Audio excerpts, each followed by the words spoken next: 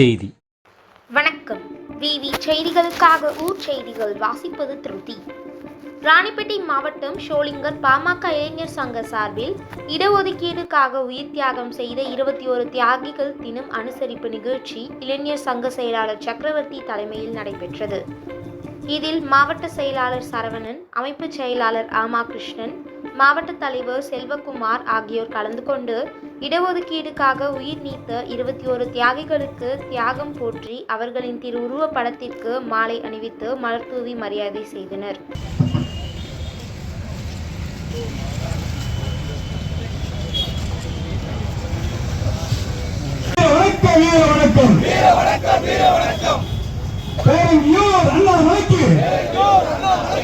தொடர்ந்து 1000 பேருக்கு அன்னதானம் வழங்கினார்கள். இதில் 21 தியாகிகளின் முன்னிலையில் 2026இல் பாமக தலைவர் மருத்துவர் அன்புமணி ராமதாஸ் அவர்களை முதலமைச்சராக ஆக்குவோம் என உறுதிமொழி ஏற்றனர். இதில் நகர தலைவர் பார்த்திபன், சமூக நீதி பேரவை மாவட்ட செயலாளர் லோகநாதன், மாணவர் அணி கோகுல், கிழக்கு ஒன்றிய செயலாளர் பாபு மற்றும் பலர் உடனிருந்தனர். விவி செய்திகளுக்காக விஜய் மற்றும் பாஸ்கர்.